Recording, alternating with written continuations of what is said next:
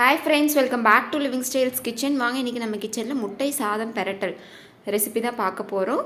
இது வந்து ஒரு சிம்பிளான ரெசிபி, லஞ்ச் பாக்ஸ் ரெசிபியாக கூட நீங்கள் கொடுக்கலாம். ஃபஸ்ட்டு அதுக்கு நான் எண்ணெய் எடுத்திருக்கேன். எண்ணெய் நல்லா சூடானதும் ஒரு சின்ன சைஸ் பெரிய வெங்காயம் 2, கருவேப்பிலை 2 எடுத்து வச்சுருக்கேன். அதை வந்து போட்டு நல்லா வதக்கிக்கலாம். வெங்காயம் நல்லா வதங்கணும். அதுக்கு தேவையான உப்பு சேர்த்திக்கோங்க லைட்டாக. வெங்காயம் நல்லா வதங்கிடும். பாருங்கள், நான் ஒரு 2 முட்டையை வந்து உடச்சி எடுத்து வச்சுருக்கேன், நல்லா பீட் பண்ணி. அதையும் ஊற்றி ஒரு கிளறிக்கலாம். லைட்டாக கிளறிட்டு, ரொம்ப கிளற வேணாம். அப்போவே சாதம் எடுத்து வச்சுருக்கோம்ல, அதையும் போட்டுக்கலாம்.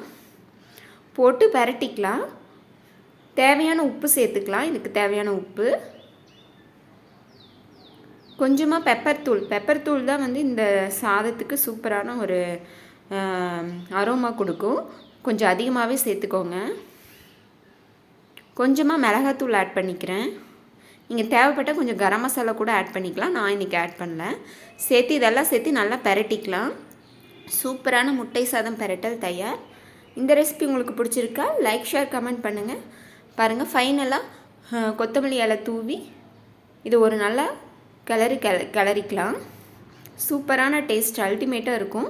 நீங்களும் ட்ரை பண்ணுங்கள். பாருங்கள், நான் டிஷ் அவுட் பண்ணிட்டேன். சைடிஷாக ஒரு முட்டை கூட வச்சுருக்கேன். தேங்க்ஸ் ஃபார் வாட்சிங். தேங்க்யூ.